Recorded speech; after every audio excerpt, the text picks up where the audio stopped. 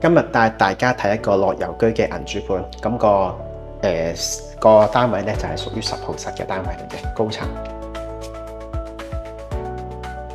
Hello， 大家好，又荃灣區中原地產網仔介紹樓盤時間。今日介紹一個咧就年輕人嘅項目樂遊居，大約有906伙啦。今日介紹呢個就2房嘅間隔435尺。好啦，咁我哋大門入到嚟咧，行前一步咧就望到個緊廚，比較罕有嘅。明火煮食啦，洗衣機、雪櫃、微波爐都齊晒裝備嘅。咁我哋可以行入去望一望啦。咁樂遊居嘅單位咧，大約就有11尺高嘅大約。景觀方面咧，我哋望翻出去咧就向翻東，開揚遠景。初步望落去都冇嘢起㗎啦，前面因為我哋呢個單位都比較高層。客飯廳都好分明嘅。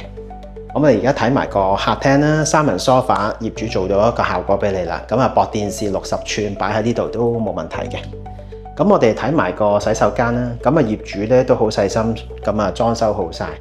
客戶就唔需要再花錢落去裝修啦。企缸式嘅設計，雲石嘅牆身同磚地啦，白色係人都中意嘅，正常。加埋個浴室寶。嚟緊睇埋個主人房啦，4x6、5x6嘅床一定都擺得到噶啦，掛牆式嘅電視啦，業主都做埋個效果俾你嘅，可以我哋 zoom 埋去望一望啦。好啦，睇完主人房，睇埋最後個客房。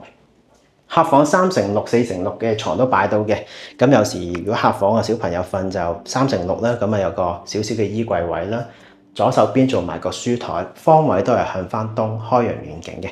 好啦，介紹完單位之後咧，我哋呢個單位咧，屬於銀主盤嘅項目嚟嘅。銀主放緊561萬嘅，暫時嚟計。銀行估價方面，各大銀行咧，大約上網估咧都估到605萬嘅。普遍成交咧都係500宗至到600頭都有成交過嘅。